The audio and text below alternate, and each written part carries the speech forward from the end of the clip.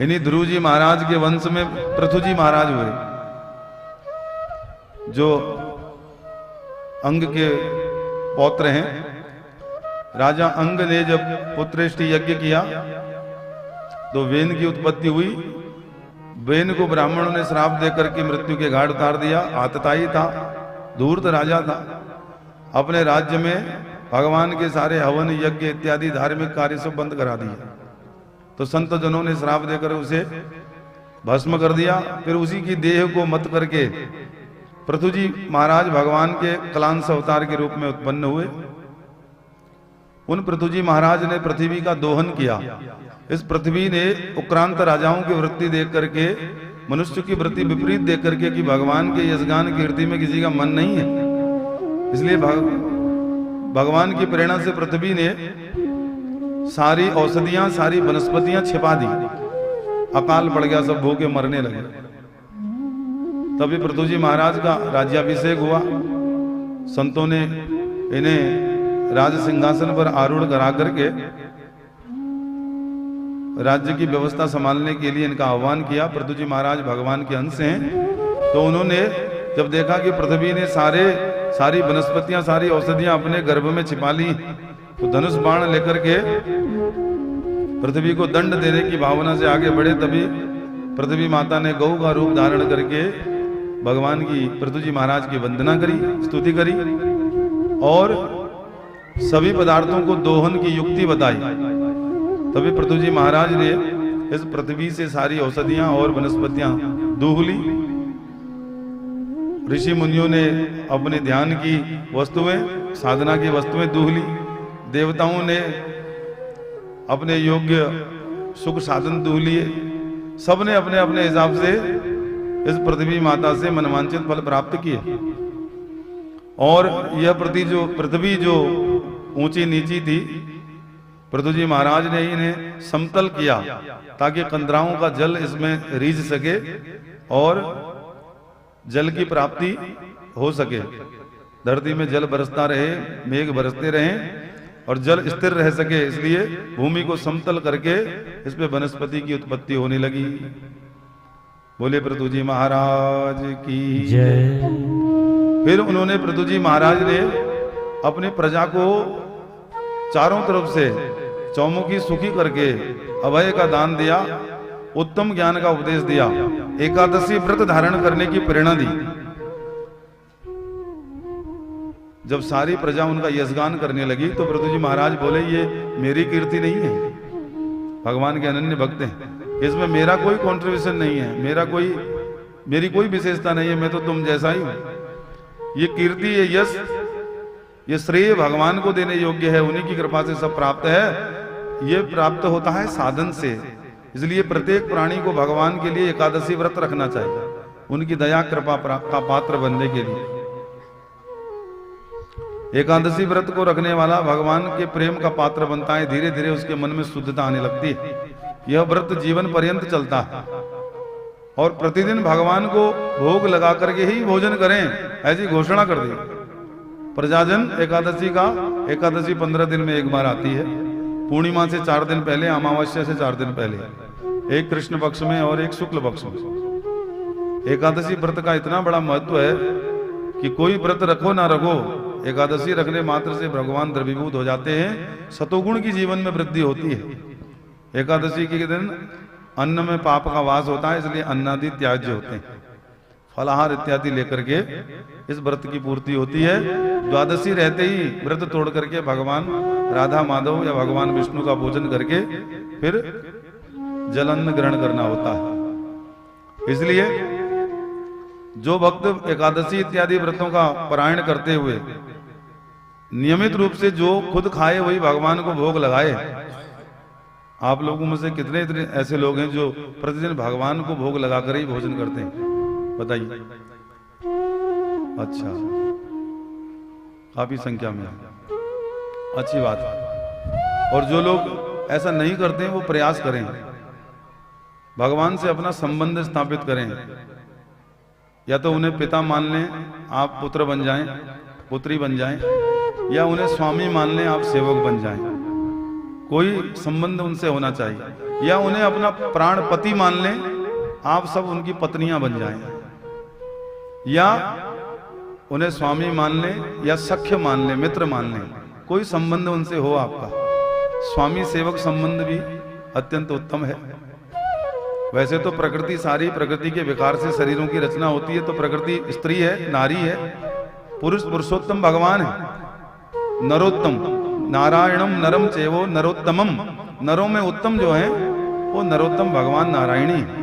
बाकी सारी सृष्टि स्त्री भाव में ही है ओतप्रोत। तो इसलिए चाहे प्राणों का पति मान ले, चाहे स्वामी मान ले, चाहे पिता मान ले, चाहे सखा मित्र मान ले। जैसे आप घर में भोजन बनाते हैं तो सबसे पहले अपने बुजुर्गों को भोजन कराते होंगे, ससुर जी को, सासू माँ को, पिताजी को, माताजी को, फिर बालकों को, फिर स्वयं खाते होंगे। ऐसे ही भगवान भी आपसे अपेक्षित हैं कि जिस वनस्पति का भोग लगा रहा है, जो मेरा ही स्वरूप है, जिसका भक्षण करके इस अन्न से हष्ट पुष्ट है, संतुष्ट है, कभी मुझे मेरे लिए भी समर्पित करता है कि नहीं करता। तो अन्न में शुद्धता तब आती है जब भगवान को भोग लगता है। ये हमारी प्राचीन पद्धति है, मैं कोई नई व्यवस्था आपको नहीं बता रहा, ये सनातन पद्धति है, शास्त्र में वर्णित है। आपने देखा होगा कि जब भी कहीं बड़ा कोई विशाल भंडारा या कोई उत्सव रूपी कार्यक्रम होता है, वहां पर यदि बड़ी रसोई में भोजन बने, या पुराने परंपरा को जानने वाली कुछ माताएं जो भोजन बनाती हैं, वो सबसे पहले अग्नि को समर्पित करती, उसे भूत यज्ञ कहते। पंच महाभूत हमें देख रहे हैं, हम क्या क्या कर रहे हैं, ये सब साक्षी है। पंच महाभूत अग्नि, वायु, जल, आकाश, पृथ्वी, पंच महाभूत है। और पंच महाकोशों से निर्मित ये शरीर है। इसमें आनंदादि अन्नादि कोश हैं। शरीर को अन्नादि कोश कहते हैं। अन्न से रहने वाला, अन्न के द्वारा निर्मित ये अन्न कोश है। इसलिए अन्न ब्रह्म है। तो जो भी पकाए माताएं, जो अन्नपूर्णा है, घर में जो बनाती हैं भोजन, वो पहले भगवान को भोग लगाएं। मंदिर में, घर में आपके जो भी देवी देवता हों, उन्हीं में भगवान नारायण की भावना कर लें। वो तो व्याप्तमीन चराचरम, सब में ये विधि है भगवान की दया और कृपा प्राप्त करने की। इन साधनों से भगवान द्रवीभूत रीझते हैं कि मेरे लिए कुछ कर रहा है। जो भी पकाएं, पहले जितना आहार अपने पिताजी को, ससुर जी को, सासू माँ को देते हैं, उतना ही उन्हें अपने परिवार का सबसे संज्ञाना मान करके पहली 4 रोटियां थाली में उन्हीं के लिए निकाल लें। सब्जी इत्यादि, दूध दही जो भी हो उनको दें, मंदिर में रखें, उनसे निवेदन करें कि ऐसा भोग लगाओ मेरे दाता, सब अमृत हो जाए। जो जो इस अमृत को पावे वो नर अमर हो जाए। ऐसी 2 मिनट वंदना करके रोटी को रोटी में मिला दो। गौ माता हो तो 2 रोटी गऊ को ग्रास दे दो। सब्जी को सब्जी में मिलाओ, पानी को पानी में मिलाओ, फिर सबको बिठा करके भोजन कराओ। चाहे जैसी भी विपत्ति आई हो परिवार में, सब सुलट जाएगी, सबकी कुमति सुमति में बदल जाएगी। 1 मास तक आप नियमित रूप से ऐसा करेंगी तो आपको भगवान की दया का अनुभव होने लग जाएगा। क्यों? क्योंकि जो भगवान को भोग लग जाता है वो प्रसाद हो जाता है। अभी तक जो आप बिना भोग लगाए भक्षण कर रहे हैं वो पशुवत है। खाना पीना और सो जाना, यह तो सब है पशु समाना। केवल हम भक्षण कर रहे हैं, कृतज्ञता तो हमारे अंदर है ही नहीं। आप प्रत्येक ग्रास के द्वारा संतुष्टि के रूप में हमारे अंदर प्रवेश कर रहे हैं, इसको तो हमने अनुभव किया ही नहीं। इसलिए ऐसे उपरांत राजाओं को देख करके धरती माता ने कि न भोग लगाते हैं, न कभी भगवान की कृतज्ञता, औषधियां छिपा दी। लेकिन पृथु महाराज ने जब आदेश दिया कि मेरी प्रजा एकादशी व्रत रखने वाली है, धर्म का आचरण करने वाली है, धर्मयुक्त व्यवहार करने वाली है, तो गौ माता के रूप में पृथ्वी माता ने सब दूध दिया, सब औषधियां दे दी, सब वनस्पतियां दे दी। तब से आज तक इस पृथ्वी की व्यवस्था सम्यक रूप से चल रही है। आप सांसारिक दृष्टि से देखेंगे, तात्कालीन स्थिति को देखेंगे, भौतिक जगत में दृष्टि डालेंगे तो आप समझेंगे कि खेती करने वाले व्यक्तियों की तादाद कम होते जा रही है। और खाने वालों की बढ़ते जा रही है। तो जब इस धरती का इस प्रकार अपमान होने लगेगा, कंस्ट्रक्शन बढ़ेगा और कर्म करने की जो भावना है वो क्षीण होते हुए चली जाएगी और इस प्रकृति के साथ हमारा अभद्र व्यवहार बढ़ता जाएगा, किसानों का सम्मान नहीं होगा और अन्न के द्वारा भगवान को भोग लगाया नहीं जाएगा तो भगवान रुष्ट हो जाएंगे, पृथ्वी माता रुष्ट हो जाएगी। भोजन के बिना कोई जी नहीं सकता, चाहे कितना ही धन हो उसके पास। कागज के टुकड़ों को चबा करके जीवित रहना संभव नहीं है, खाने को तो जीवित रहने के लिए तो अन्न ही चाहिए। इसलिए जो किसान हैं जिनके पास जमीन है वो तो प्रजापति हैं धरती में, वही सबसे धनवान है, क्योंकि धरती माता गऊ के रूप में पालने वाली, उनके पास इसकी सेवा में उनको मन लगा के रखना चाहिए। जहां तक हो सके प्रयास करना चाहिए कि नेचर के साथ हम जुड़े रहें, वास्तविकता के साथ, जैसे भी हो उसको व्यवस्थित करें।